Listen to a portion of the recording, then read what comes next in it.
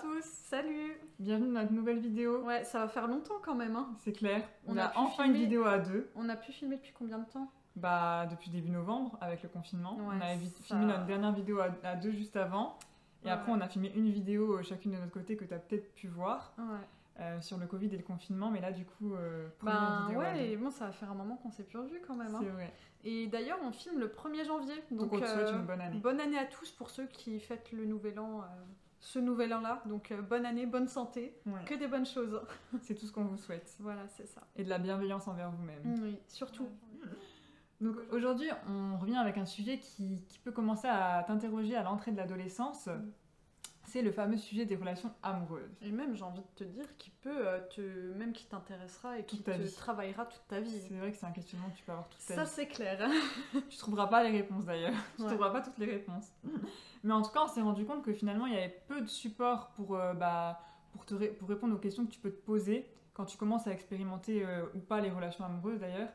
Et pas forcément toujours les supports les plus bienveillants, on va dire. Hein. Et surtout, on sait que les relations amoureuses, c'est un sujet qui n'est pas toujours évident à aborder dans le cercle familial. Et même dans le cercle amical, j'ai envie de dire, des fois c'est aussi compliqué parce que tu peux avoir tendance à te comparer à tes amis. Mais du coup, comme toutes les vidéos de notre chaîne, elle a pour but d'offrir une approche en fait bienveillante des relations amoureuses où tu pourras peut-être trouver des réponses à des questions que tu te poses par rapport à ça. Donc déjà, une relation, qu'est-ce que c'est? Donc une relation, c'est un lien entre différents êtres humains. Donc je sais pas si tu te souviens, on avait déjà fait une vidéo sur les relations, mais entre parents et adolescents. Mhm. Et donc ici, on va vraiment se centrer sur les relations amoureuses. Et pas forcément les relations sexuelles, qui sont pas toujours fondées sur des relations amoureuses, ni d'autres types de relations, comme les relations avec tes amis, les relations familiales. Ça, ce sera abordé dans d'autres vidéos. Donc déjà, une relation amoureuse, qu'est-ce que c'est? La relation amoureuse, c'est quand des personnes sont en relation, ils ressentent tous les deux un sentiment intense et agréable qui les incite à s'unir. Après, c'est une définition qui est idéale, qui est utopiste, et on a bien conscience que les relations amoureuses, ça se passe pas toujours comme ça. Et j'aime bien dire qu'il y a autant de relations amoureuses qu'il n'y a d'êtres humains sur Terre. C'est beau. Ouais, C'est vrai. merci. Merci. Donc souvent les relations amoureuses, ça a tendance à te travailler début collège, lycée, mais on a envie de te dire que si ça te travaille pas au moment de l'adolescence, ben c'est pas grave. C'est pas un problème. Et si ça vient pas, c'est pas grave non plus. Mais ce qui peut te faire un peu parfois culpabiliser ou souffrir par rapport à cette question des relations amoureuses, c'est toutes les idées qui lui sont associées dans la société, tous les préjugés qui sont véhiculés par rapport à ça, qui peuvent te faire te sentir différent des autres ou différente, et qu'on voudrait un peu déconstruire aujourd'hui avec toi. Donc il y en a plusieurs. Et quand même le premier dont on voulait te parler et qui est un sujet de société dont on parle beaucoup actuellement, en fait, c'est d'associer ta relation amoureuse, tes préférences à ton genre. Déjà, souvent, le premier préjugé, c'est quand on s'imagine qu'un homme va devoir obligatoirement aller avec une fille et une fille aller avec un homme. Alors que, en fait, ça se passe pas du tout comme ça. L'amour ne s'arrête pas au sexe. Pour certaines personnes, en fait, ça concerne la sexualité, mais encore une fois, on va te mettre des liens en barre d'infos pour un peu plus te situer là-dessus. Oui, puis cette vision-là, de toute façon, elle exclut d'autres genres. Exactement, plusieurs genres, comme les personnes qui se définissent comme non-genrées. Il y a aussi tout ce qui fait partie d'une transition pour aller vers un autre sexe. Mais encore une fois, ça, on va te mettre des liens en barre d'infos. On n'est pas encore spécialisé, on se forme petit à petit là-dessus. Enfin, Voilà. Moi, je sais que dans le cadre de mon emploi, je commence à me former là-dessus, mais on n'est pas encore assez, on se sent pas encore assez à même d'en parler. Donc on s'est dit qu'on allait plutôt te mettre des contenus. On en fera peut-être une vidéo, mais quand on sera un peu plus, quand on aura un réseau un peu plus étoffé avec des personnes qui sont directement concernées par ce changement de vie ou cette sexualité. Et les associations qui peuvent t'aider aussi Voilà. si tu es dans ce cadre-là. Mais là, ce qu'on voulait surtout dire, c'était qu'en fait, c'était que si les relations amoureuses n'ont pas de genre. Voilà, c'est juste ça, et il faut te déculpabiliser par rapport à ça. C'est normal que ça te pose question, et si tu as besoin, on peut être là pour t'accompagner dans ce questionnement-là. Donc un autre préjugé, c'est le fait que les relations amoureuses impliquent forcément des relations physiques. Alors que peut-être que dans ta définition de la relation amoureuse, car comme l'a dit Marie, il y a autant de relations amoureuses qu'il y a d'êtres humains, donc peut-être que pour toi, la relation amoureuse, elle sous-entend pas forcément de relation physique ou de manifestation physique de cette relation en fait. et libre à chacun de voir la relation amoureuse comme il le souhaite. Le risque sur lequel on voudrait peut-être te mettre en garde, c'est le fait que peut-être pour la personne avec qui tu entretiens une relation, peut-être que pour elle, justement, il y a forcément des relations physiques, parce que c'est l'idée qui est véhiculée par la société finalement. Donc peut-être que pour cette personne, ça sous-entend forcément des relations physiques, d'être en relation de couple avec une personne. Donc pour éviter des incompréhensions qui peuvent parfois avoir des conséquences assez graves et te mettre dans des situations gênantes, le mieux c'est d'en parler à la personne en fait, de communiquer avec la personne avec qui tu es en relation et de lui dire voilà, qu'est-ce que toi tu mets derrière le mot relation, de voir si pour la personne c'est la même chose. Et finalement, si toi tu as envie d'avoir des relations sexuelles ou même avoir un contact physique un peu plus rapproché avec ta partenaire, mais que tu sens ta partenaire ou ton partenaire pas très ouvert par rapport à ça, comme l'a dit Rachel, en fait, discute-en. C'est le plus important. Ça évitera en fait de faire des choses dont peut-être tu n'as pas envie, ou tu ne te sens pas prêt. Et le consentement, c'est quand même une des choses sur lesquelles on va appuyer. C'est une des choses les plus importantes et qu'on doit toujours garder dans un couple. En fait, tu dois jamais, mais même j'ai envie de dire dans n'importe quel type de relation en fait, mais oui. Tu dois jamais te sentir obligé de faire des choses que tu n'as pas envie de faire. Bon, bien sûr, sauf quand ton prof te demande de faire tes exos de maths, même si t'as pas envie, là, faut les faire. Hein.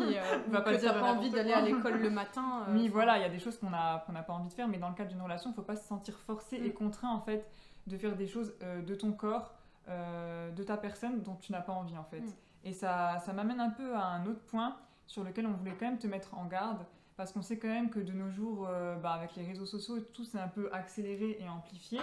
Et notamment dans le cadre des relations amoureuses, hein, ça peut accélérer le processus. Maintenant, ça fait partie de la séduction en fait. Puis du coup, tu fais des rencontres beaucoup plus facilement, t'accordes potentiellement ta confiance beaucoup plus facilement à des personnes que tu connais à peine. Et en fait.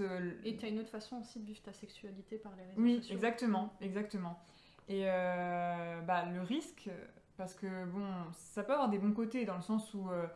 Des fois, il y a si tu entretiens une relation avec une personne mais que tu as du mal à lui exprimer tes ressentis, passer par un message, un SMS, des fois, c'est peut-être plus simple pour toi. Et tant mieux si ça te fait un peu lâcher prise et ça t'aide à exprimer plus facilement tes sentiments.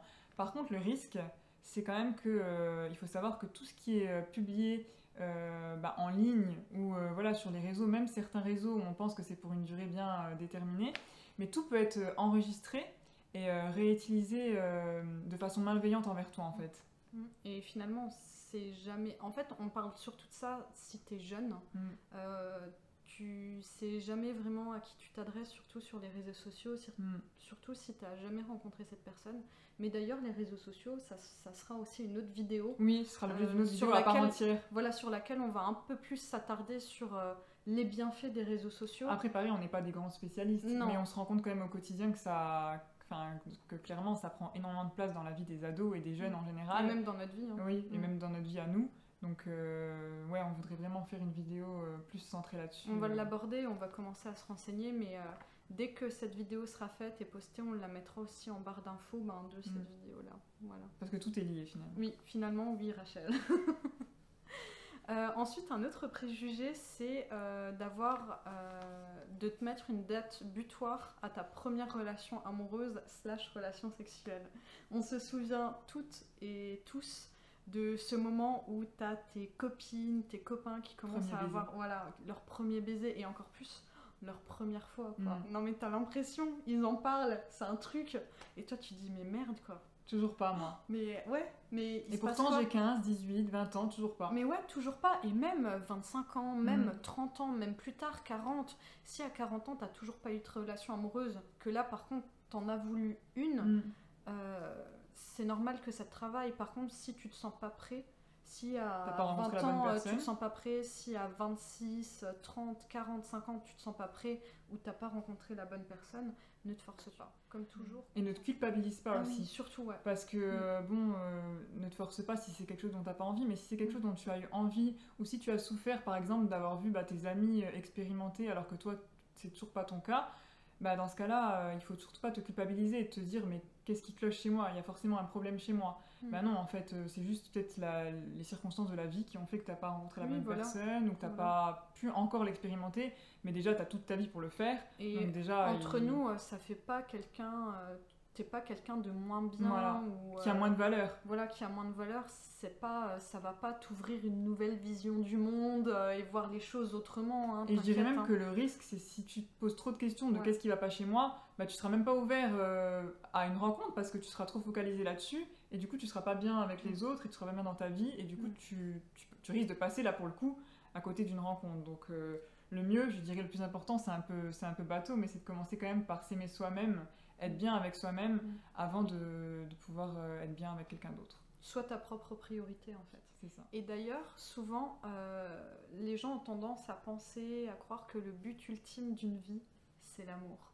Alors, tu as étudié sûrement en français des auteurs qui ont fait des magnifiques poèmes sur leur amour, qui ont écrit des romans où tu te dis putain, ça a l'air... Vraiment à l'eau de rose. Voilà, où tu as l'impression que c'est vraiment le centre de leur vie, le but ultime, alors que des fois, toi, c'est pas ta priorité. Si par exemple l'amour c'est pas ta priorité, si rencontrer la femme, l'homme ou autre de ta vie c'est pas quelque chose qui te tient à cœur, vis ta vie comme tu le souhaites.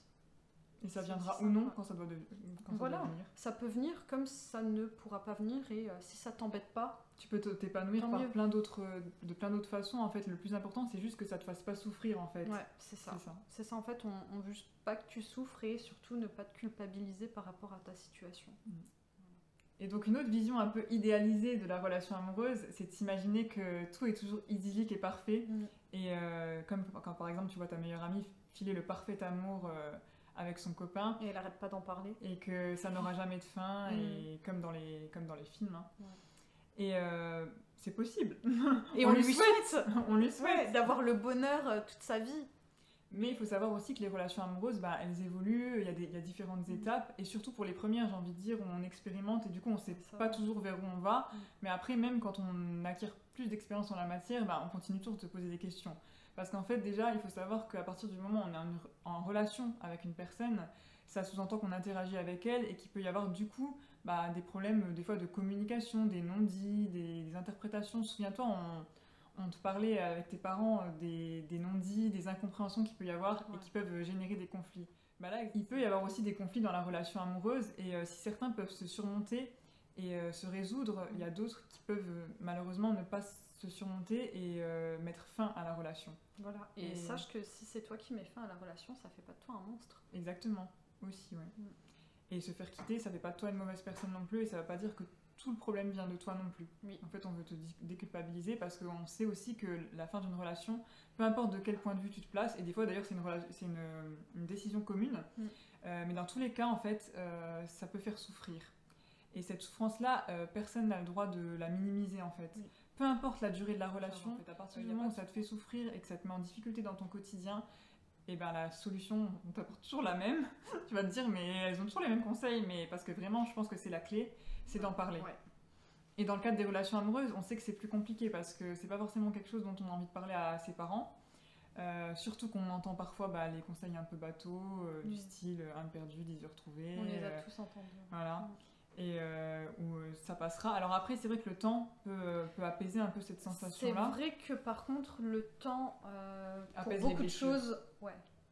Et ça, tu t'en rendras compte par toi-même, mais sur le moment, tu peux avoir besoin d'être aidé, tout simplement, pour surmonter ce chagrin d'amour, ce deuil en fait que tu dois faire de la relation. Et dans ce cas-là, il y a quand même plusieurs personnes qui peuvent t'aider, peut-être autres que tes amis et ta famille, qui sont peut-être pas assez neutres, ou peut-être dans le jugement sans s'en rendre compte en fait. Sache qu'en fait, il n'y a pas de souffrance assez légitime pour aller se faire aider par un psy, par exemple. C'est dès que c'est quelque chose qui te met trop en difficulté par rapport à ton quotidien, tu peux ressentir le besoin de te faire aider et accompagner.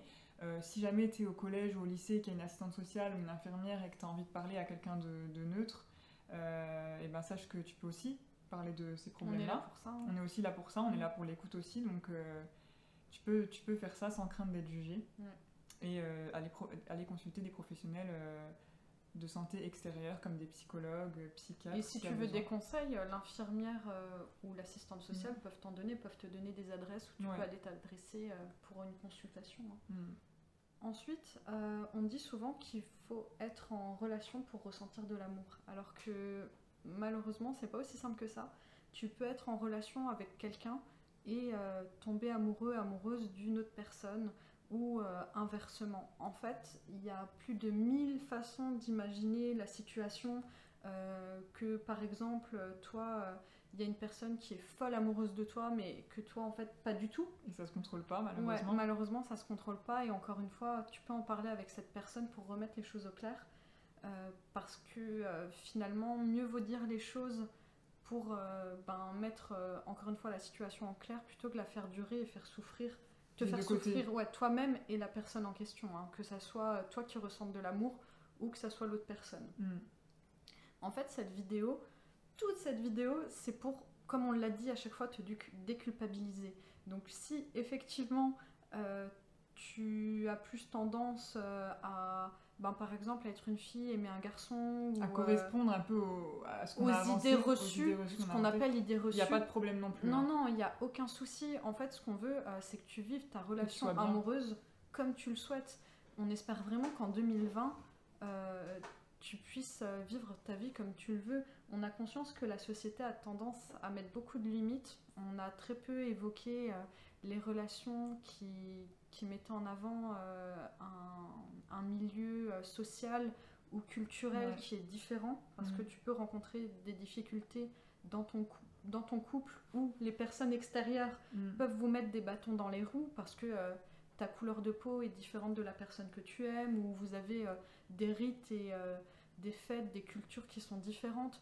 Mais l'amour n'a pas de limite. Voilà, l'amour n'a pas de limite. On espère vraiment que... et surtout pas, en fait, surtout pas une couleur de peau, une origine. On t'incite à vivre ton histoire d'amour comme tu le souhaites, parce que finalement, la couleur de peau, l'origine, même ta sexualité, ton genre, si tout ça est différent, c'est plus un enrichissement qu'autre chose. Vous allez devoir vous battre contre certaines choses, mais je pense que c'est plus une force. Et si ta relation doit durer ou se terminer quelque part, c'est jamais un échec. T'en apprendras, t'apprendras toujours des choses de ça.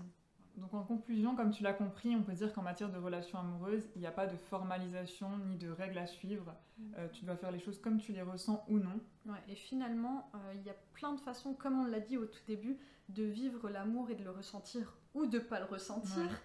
Ton environnement, ton milieu social, ton corps, tes envies, ta sexualité changeront avec le temps. Et avec le temps, tu apprendras à mieux te connaître, à connaître tes envies et tes sentiments. Donc pas de panique, si tu n'as pas encore expérimenté la fameuse relation amoureuse, commence dans un premier temps à être bienveillant avec toi-même. Voilà, on te souhaite encore une bonne année, une bonne santé, et encore une fois on espère que toutes tes relations et ta vie se passera bien. Et on te dit à bientôt pour une prochaine vidéo. À bientôt. À plus.